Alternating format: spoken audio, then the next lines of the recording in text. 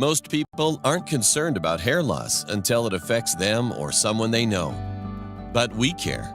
Hi, I'm Kayla Martell.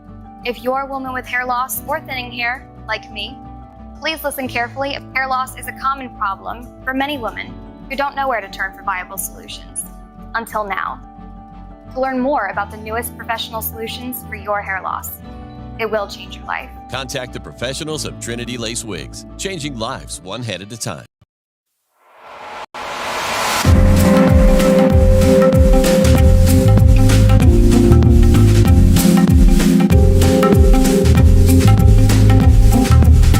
Lights, camera, action. Good morning, good afternoon, good evening, wherever you're viewing from. I'm Laura Thompson with TAN TV, the African American Network, where we have a local feel with a global reach. And you're tuned into the coffee break. And oh my God, guess who walked in a few minutes ago? I haven't seen this lady face to face in a long time, and maybe a couple of years even. But, you know, every time we connect, it's just like, you know, we just dropped off. So how you doing? I am doing great, and thank you for the invitation to appear on the coffee break. Well, thank you. It's an honor to have you. It's my pleasure to be here. So, you know, my routine is before we get started with the interview, could you give us a little biographical information about you, like who you are, what you do, why you do it, where you're from, all that good stuff. Okay, so my name is Stephanie Anderson. I'm known as the Alopecia Advocate. I like to say that I'm an Oklahoma girl living in a Texas world. I'm originally from Oklahoma City, but I've been in San Antonio for the last 18 years. Wow. My mission and my ministry in life is to, I've been in the hair industry, Laura, for over 30 years. No. But in the last, I started when I was a baby. But had to. my mission is to help those at this juncture who are dealing with hair loss. So I practice trichology. I'm the hair replacement specialist, and I just try to help those who are dealing with hair loss to, of course, fit them in beautiful cranial prosthetics or wigs, but to also help them feel better about themselves regardless of what they're dealing with. Wow, that's phenomenal.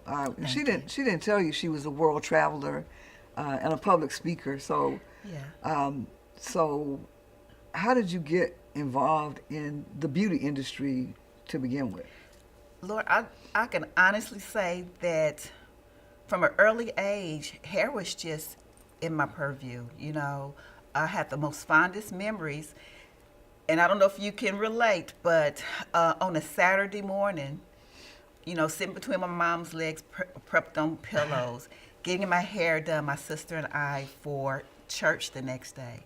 And it was something about that interaction that I just grew to love hair, the preparation, that actually time my mom and I got a chance to talk.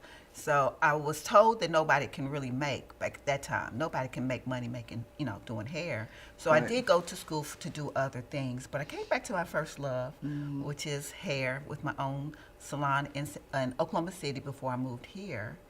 And just over time in being here, it has really grown into something else. You mentioned my speaking, and advocation, taking me to the UN and to India before 700,000 people. So it's been a journey that even I wasn't expecting, but it's been rewarding to bring more awareness to hair issues.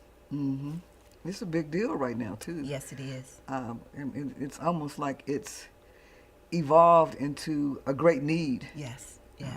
For women to really face and address. It is, and if I can share that, it's reaching epidemic numbers, regardless of the reason. Sometimes we see people who, I say CIA or chemotherapy-induced alopecia. They're going through chemo that cause them, as a result, to lose their hair. But then there's autoimmune disorders and trichotillomania, obsessive pulling. There's so many different types.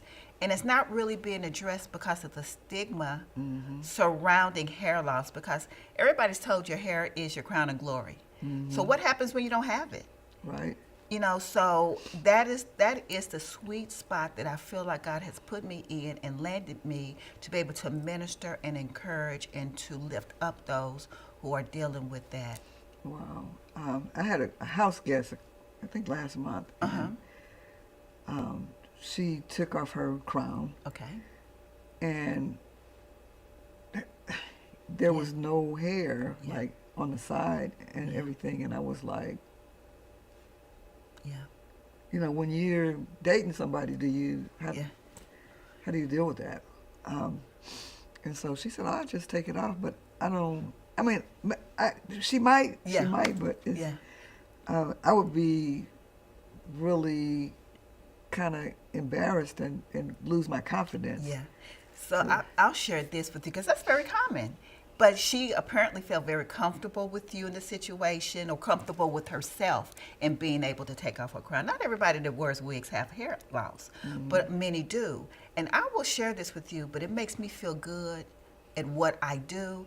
There are a lot of married women who come to me weekly, bi-weekly, or however I serve them, that husbands have not seen them without their crowns on. Wow. So the fact that they trust me and they expose themselves, but I'm very intentional about taking care of people.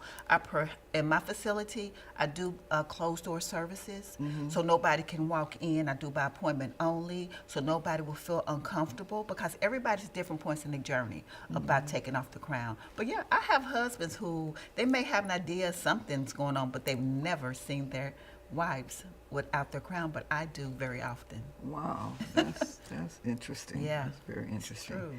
it's true. So when I met you, Uh-huh. you had, and I don't know if it's still the same name, but Trinity Lace Wigs. It is. It is.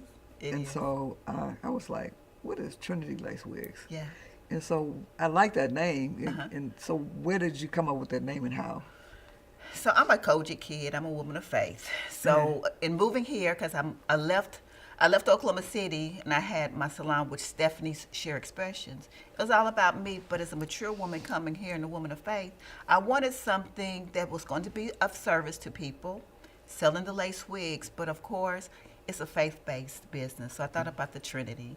So that's why I got the name of Trinity Lace Wigs. Wow. So Yeah. you're really, really invested in helping and supporting women Yeah. with hair loss. Yes. And it's evident. Yeah. It's evident because you've written about it. Yeah. You've written about it, and you also, you know, provide services for it.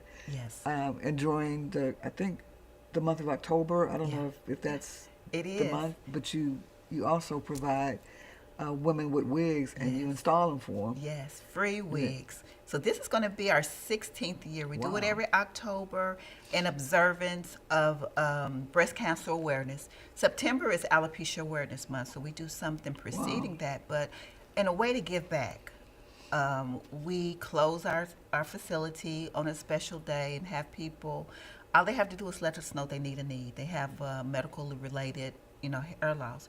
We have units set aside, human, synthetic, and all sites, because we cater to everybody. Alamo City is a melting pot, so we have wigs for everybody. But once they choose one, I have a team of volunteers and myself who cater to the woman, and just to make her feel better, place a wig on. It's called Restore Your Glory, because that's what our intent is, restore your glory. Free wig giveaway. Wow. So alopecia. I never heard that term until Yeah. I met you. Yeah. And so, what is alopecia? Okay, so that's good to know, because I'm trying to bring awareness to it. But alopecia is a more technical name for what most people call hair loss. Okay. It's just, we lose hair every day. When you're combing your hair, when you're styling yourself, there's a natural shedding that goes, because if not, you just have a bush. So it's natural to, as you comb and you go throughout your day, for some shedding. But those people who have continual shedding to where you start seeing loss or spaces that shouldn't be there, that's what alopecia is. Any type of hair loss that results in balding or severe thinning or something like that. So it's just hair loss. Okay. So my grandmother had balding, very thin hair. One of my great aunt, my father's aunt, Okay. had balding. But when they would go out, they would rock their bald. They wouldn't wear the wig. They Okay. well, my aunt did. Okay. Because she worked and my grandmother didn't. Okay. But my grandmother would look beautiful. She would brush it back Okay. and have it fixed up in a little knot in the back because it wasn't short; it was Okay. just thin. Then. And she had hazel eyes, so she would walk in. Okay. And she rarely went. She would go to church maybe once or twice a year. Okay. But because she loved just being at home, she was a homebody and loved to cook. But Yeah.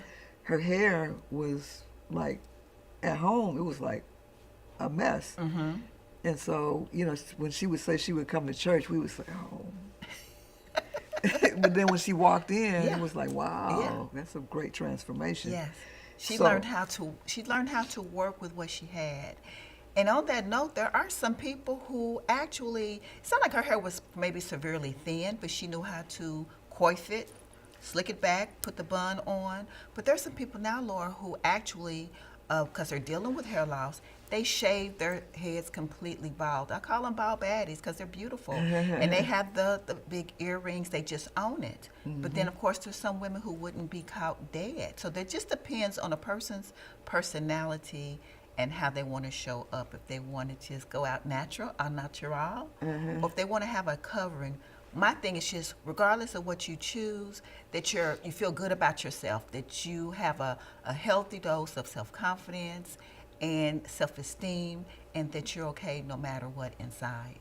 Wow. Yeah. So you've also done, you've expanded Yes. your business, not just here in San Antonio. Yeah. So you go out to do public speaking. Yes. Yes. So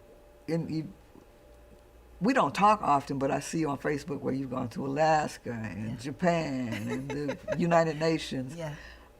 So, how did that come about? It was just a gift from God. God opened doors that I hadn't even knocked at. But yes, I've been very blessed and fortunate to be an international speaker. Okay.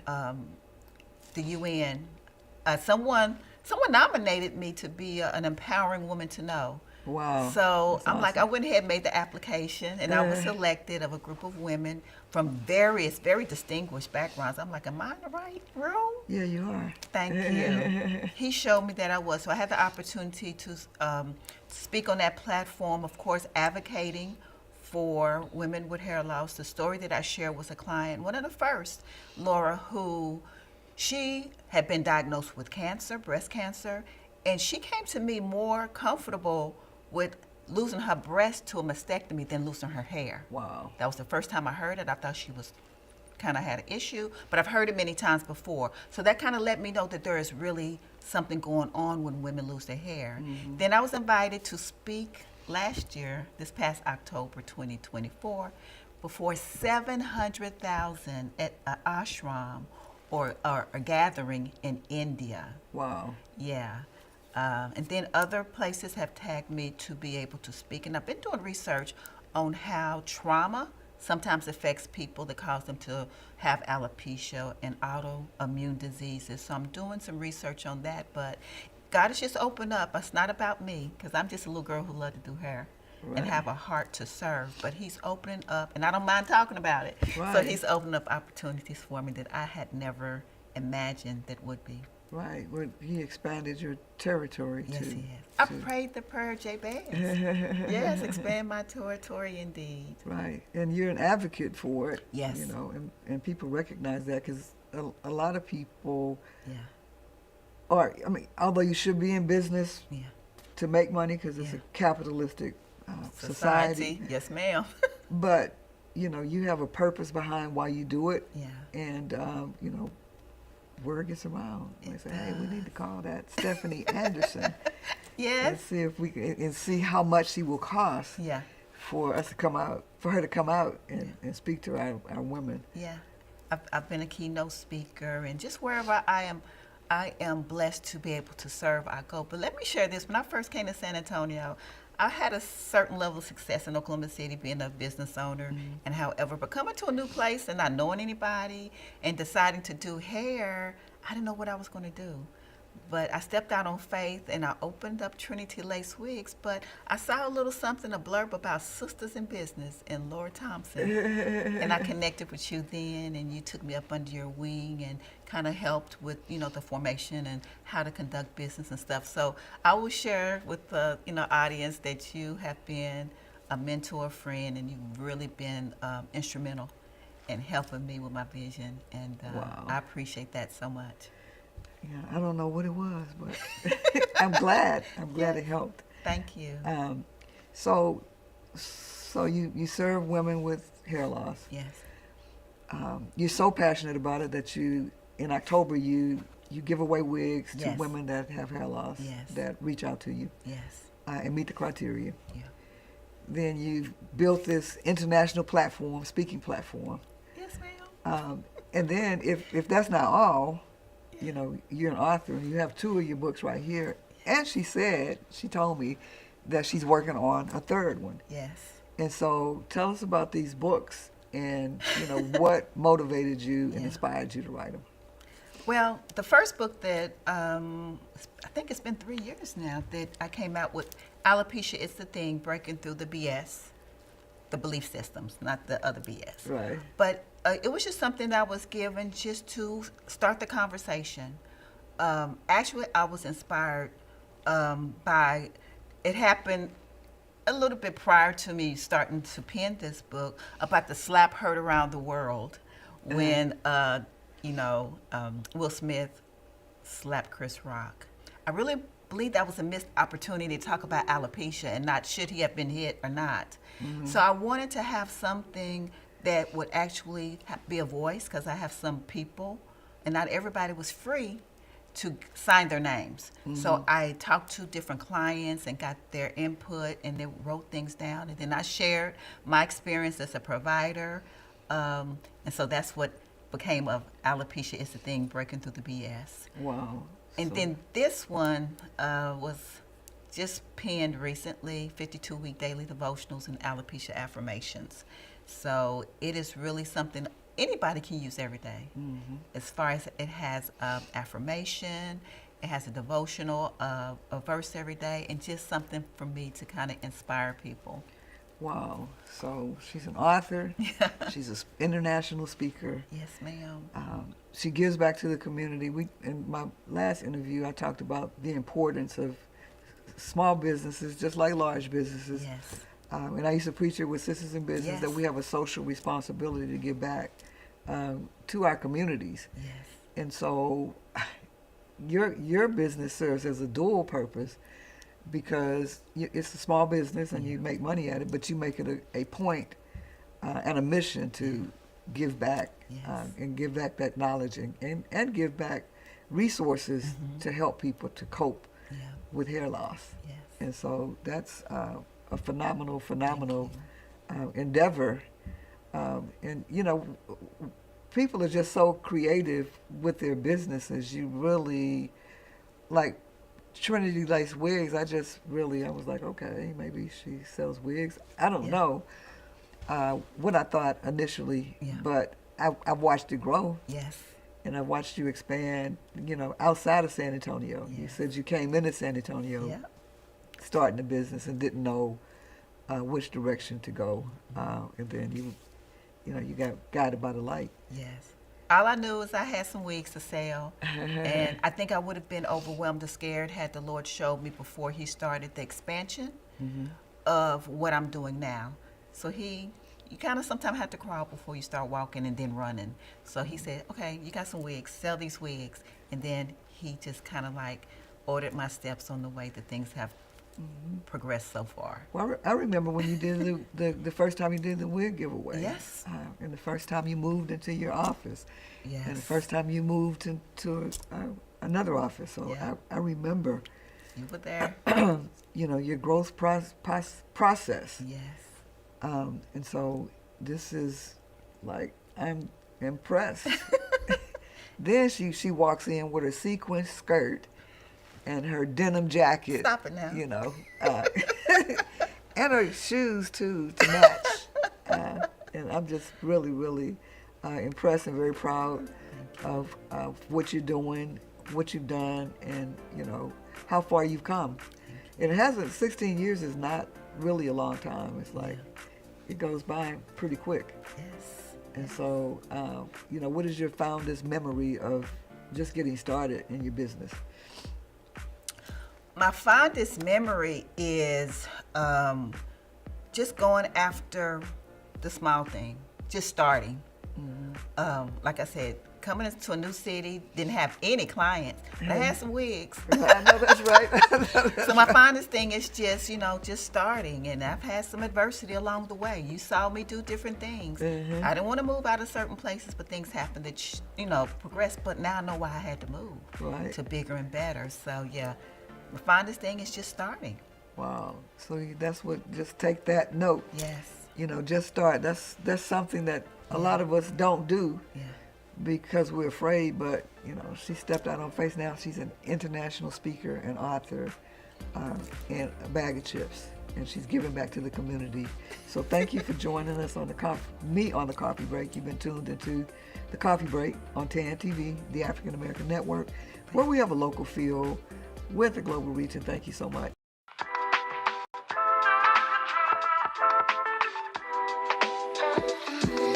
Hello, family and friends.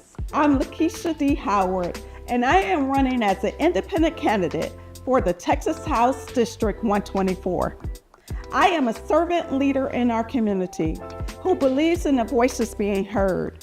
I am a retired Air Force veteran, as well as a retiree from the Department of Veteran Affairs. For me, this is not about politics and party. This is about our community voice being heard. We can only do that as one. And that's why I have elected to run as an independent versus being tied to a particular party. I am tied to our community, each and every one of you. I want to show transparency and accountability.